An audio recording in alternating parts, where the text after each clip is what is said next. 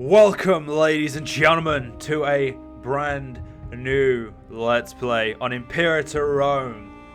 Now, ladies and gentlemen, this video will be coming out alongside the first of this, technically the first series of Imperator Rome, Epirus. But if you have clicked on this first, welcome to Let's Play Imperator Rome as the mighty state of Carthage. Let's get into it.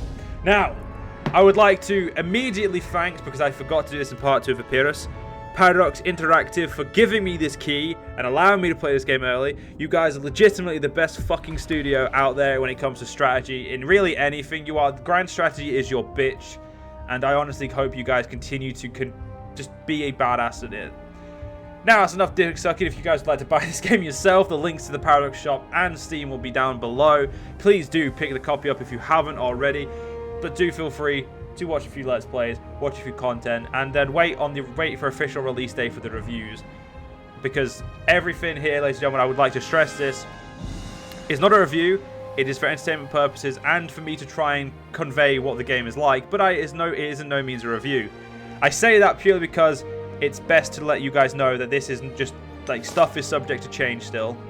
So, it's not a review. Anyway, we're going to be playing as Carthage. Now, the reason I'm doing this is because I'm playing a weaker nation in Epirus and a stronger nation in Carthage. Now, yes, I am not playing the hardest nations to play in the game. I'm not playing a tribe yet. I am saving a tribe for I am saving the tribes because I haven't seen too much about them yet and I haven't really had a chance to get a gauge of them. But I know over the next couple of months, we're going to be Imperator Rome is going to pretty much fill my Let's Plays. Like, currently, it's 2. Maybe it'll become 3 down the line, depending on what Let's Plays I have. We'll see. What you guys are basically determining how much of this game I play, more than the 2 Let's Plays. But anyway, let's get into it. Let's not worry about this. We are going to be playing as Maharabal Garabald. Note to self, note to viewers, I can't pronounce shite. I may be English, but I cannot pronounce shit. Just saying. Let's get going. The Sons of Tyre. An ancient and proud civilization, Carthage holds a firm grip on the southern coast of the Mediterranean. Numerous colonial dependencies lie enthralled to the maritime giant, dotted on the coast of Iberia and on islands out to the western part of the sea. The seafaring heritage of the Carthaginians remains unparalleled, extending to territorial and economic dominance far and wide. However, the island of Sicily has remained a constant thorn in the side of Carthaginian hegemony for many decades. Agathocles, the self-styled tyrant of Syracuse, still reigns in the eastern part of the island, having secured a tentative peace with Carthage and prolonging Greek presence there for the time being. Further north, the young and uncivilized Italic states wage bitter war on one another, though there are rumors that a once insignificant state is emerging to challenge the balance of powers in Italia.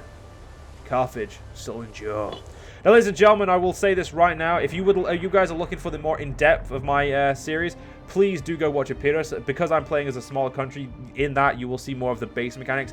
I will go over the majority of the mechanics in this series as well, but please, I'm going to go as in-depth as I can, but I'm not going to go over stuff too much, because obviously, going over the same stuff multiple times as a Let's Player, it obviously feels like you're just repeating yourself, so you don't know what you haven't said, so bear with me. Now, the good thing about Carthage is I've actually not played Carthage in my testing at all. This is the first time I've looked at Carthage's start, and needless to say, I'm pretty fucking pleased with it. 3 navies, 3 navies of decent sizes, which we all need a general. We'll all need a commander. We have decent territorial claims over here, able to grow ourselves. Now. The challenge for this Let's Play is to take out Rome, take over Sicily, and challenge the successor states. That is pretty much the goal. Army-wise, we'll be probably maintaining a heavy missionary use because we are Carthage, which means I'm going to be mostly focusing on improving my economy. Now, I'm going to go over the different screens. I know I said I did this in the other Let's Play, but I'm just going to do that anyway. So, Nation Overview. And I didn't actually read all these little texts in the other one, so I'm going to do that now. Nation Overview. A general overview of your country. This includes total population demographics and a list of provinces it contains. You can also set or change your national ideas here, as we can. So look, So yeah, so I don't know why I said so. Look, so these are all our provinces. Each province has a loyalty modifier, amount of trade, slaves, tribesmen, freemen, and citizens. Each do different, and you also have a governor. A governor will set a policy. You can have the same governor in multiple provinces, but the governor will in fact set a policy. You can change a policy, but you do become tyrannical for doing so, because we're a republic. Therefore, we get tyranny in more ways than others. Like, we can't declare war without a Senate approval, but that's not the point. That's not something we'll get on at the moment. Anyway, so we'll go into like governors and whatnot a little bit later. Promise loyalty just after. There's very easy ways to keep this high. Trade is something we're going to be going a lot through because we're Carthage. Now, I will say this: the different types each impact different things, and I'll show you that right now because I just want to make sure I've said it. Civilians, pretty much as it says there, they give you research and commerce value. Freemen are pretty much where you get the majority of your you'll get your manpower. Majority of your manpower. Tribesmen, your base tax and local manpower, and your slaves are your base tax. That is what they will produce for you. Building wise, as Carthage, it is actually best to build marketplaces everywhere. Now, I don't know this for fact, but just going off of what they do, you would assume. Now, Carthage does have a lot of things going to them, but I'll mention this when we get to the diplomacy. So, the next on this the scale is government. See the current status of your Senate, Council, or Court. Appoint or remove officers, pass laws, or view government-specific information such as party leaders, pretenders, or clan chiefs. This is our government. We currently have obviously our what's the word for them? This is our office. These are the offices we can hold. These are the different factions of the Senate, and this is the Senate. Basically, the quick version. Look, the way of looking at this, but in like a picture form, with our leader showing that he's this is showing our leader, of course. Every character, even females in this. I'm gonna quickly just. I know you guys don't know what this is yet, but you might not know. You probably do actually. Every character has something connected to the Senate, or a party that they support, or a faction they support. This is where our laws are. At the moment, we will not be doing laws for a while, but changing laws obviously just provides different bonuses, and so on and so forth. Not something we need to get into just yet. Military traditions. We are a seafaring people. We're North African tradition. That is our tradition set. So we have traditions. Now, traditions you have to pick one row at a time. You can start, like I could go from here to here, and then go from here to here, and then go to here to here. Doesn't matter. All that matters is I can afford it, but you cannot go diagonally. So I cannot get skilled recruiters and then go to Iberian draft. It just doesn't work. Because the game is not set up that way. Which is, of course, fine. But hey, I'm just letting you guys know. Now, show stats. This is where we see morale of armies, discipline, morale of navies, enslavement efficiency, fort defense, siege ability. And then each individual unit type has its specific bonuses, negatives, so on and so forth, modifiers in general. We do have war elephants because we are Carthage, but each unit has a different type of weight. As you can see, like hoplites have a plus 50% weight, heavy cavalry has a plus 50% weight, war elephants has a plus 200% weight, and at the moment we don't have any heavy infantry. We can recruit them, so we'll be probably doing that straight away, but then we'll worry about that later. Technology. Wait, did we read this part? Yes, see a breakdown of your military bonuses, as well as pick and view new military traditions. I apologize for not reading that. Anyway, technology. View your technological progress in this window. You can also assign or remove researchers and purchase new interventions. Now, it's pretty much as simple as that sounds. You have four areas of research: military, civic, oratory, and religious. And we will, of course, every so often have to appoint a new guy there. These guys could become a head of our government, and then we'll, of course, need to replace them. Now, as you get research, once you get current levels, you will get new inventions. You can have 3 inventions per type. So we can have this is the amount of inventions you can have at any one time. Once you're in research more, they replace these, and you have to then get through them to get to these ones. So say if I got herbalism, which is what I'm going to do, this leaves a slot. Once I get religious advances to level 1, this will replace it. It will start filling up, and it will basically push it down. So the new ones will come here, and this one will go down, and this one will go down, and so on and so forth. So you have to basically, it will always prompt you to get the new adventures before the old ones, unless you've got like a massive abundance of civic power. Now, I'm also going to get another one of these, and I'm going to be getting a aggressive protection to fabricate claims better, because that is something that is very useful. Now, as Carthage, I won't be fabricating too many claims too just yet. I intend to build up my economy first and build up a few other things. Now, something I didn't mention in Nation View is the something I'm just remembering now is our ideas. So when we can have a civic idea and 2 oratory ideas, which once we have that, we will gain an extra 2 points in everything. We'll also gain monthly wages for characters minus 10%, which is massive, and national citizen happiness plus 50%, which again is massive. So we're going to do that now. So for civic ideas, we could take standardized construction, which reduces build cost and time by 30%, complex tariff, which increases national commerce income, or tax farm, which increases national slave output. I'm actually going to go with complex tariffs. I intend to build this as a trade empire, as it should be. I'm just 1 second, I just need to cough. Anyway, for our oratory ideas, we're going to be taking, we could take sanctioned privileges, which reduces monthly corruption by 0.1. Military administration, which increases general and admiral's loyalty towards the government. And hospitarian, which improve opinion maximum. And we're going to be taking that, and we're going to be taking the military administration. With that now, we now get an extra 2 points in everything, which is going to be massive. That legitimately is extremely good. Now, that essentially links with what I was saying with technology. Now, religion. Which omens you can choose, or the duration of duration remaining on the one you have picked. In this window, you can also reduce war exhaustion and increase stability. As it said, it's pretty much solved it for you. We can sacrifice the gods, invoke Dia Vito, which is basically saying you will continue do a war to its end. We'll go more through that when we're at war. Sacrifice a pig is essentially gaining stability, and an omen is picking what you would like. I'm not going to do this just yet, but there are 8 discipline, aggressive expansion, change, national manpower, national commerce income, research points, national rest, national tax, and national population growth. You can improve these. You can also have them worsened. It's all dependent on what's going on currently in your government and your country as a whole. So let's move on to economy. View your balance of income and expenses, set your economical policies, and convert power to gold and back. At the moment, we can only convert currency to power points, but that's not the point.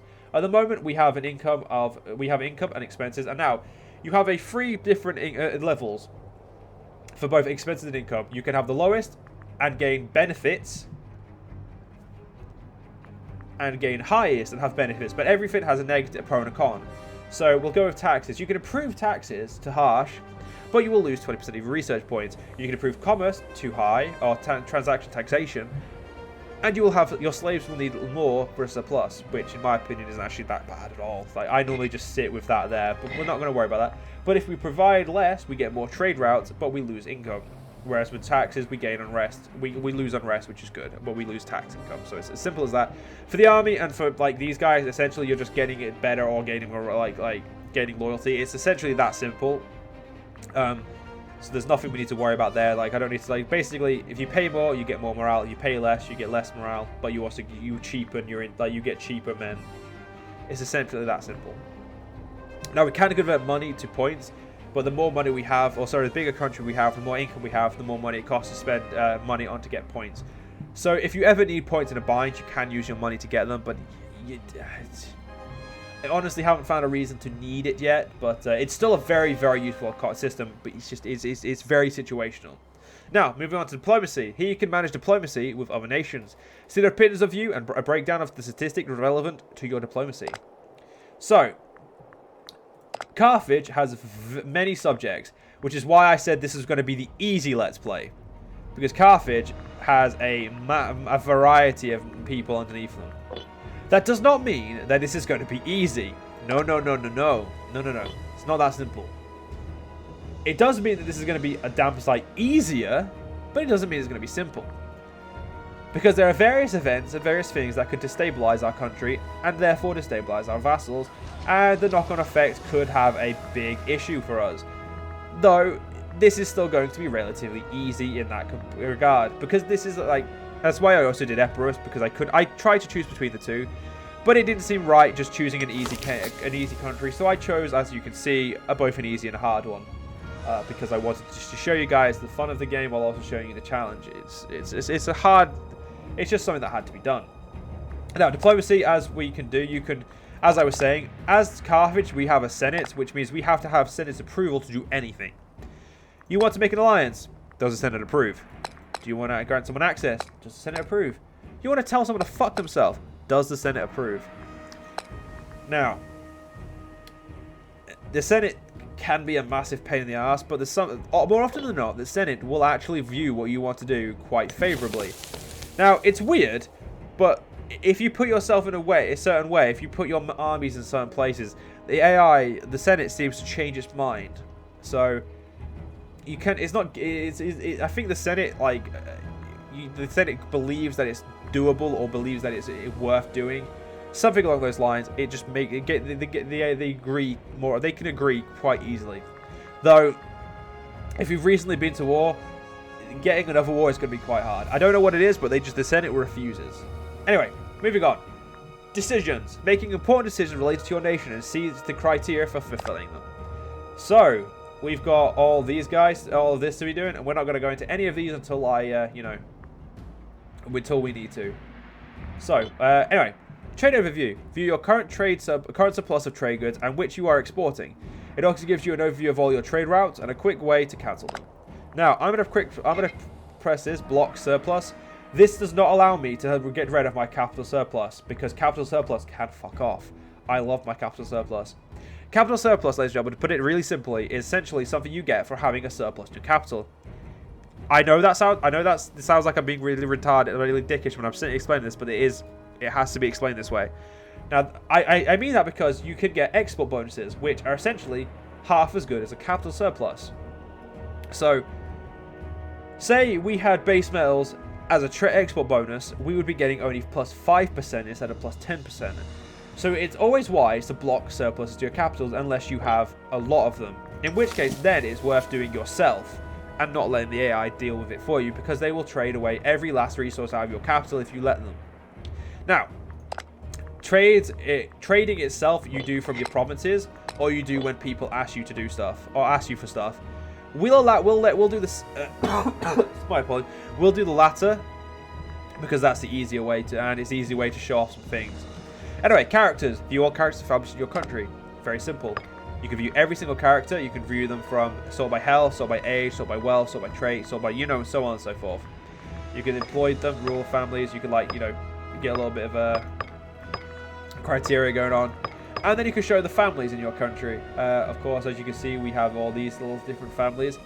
Scorned families are something that's up here. Scorned families are essentially people who do not have at least 2% of our national income there. See, that explains it quicker than I could. I'll read that out though. A family will be scorned unless the total income of its members received from jobs and offices is at least 2% of our national income. Families where everyone holds a job or no member can hold a job will also not be scorned. There we go. So, last but not least is mercenaries. See a breakdown of available mercenaries, their details and costs. You may also hire and fire them from this window. Mercenaries are a massive part of the game. A massive part of the game. As you can see, we currently start with 3 mercenary armies on our borders, and our vassals have a few. Rome starts with a few. I believe Macedon as well. Various countries start with various different mercenaries. And mercenaries are going to be your main line of combat for the beginning of the game, because manpower is extremely hard to come around.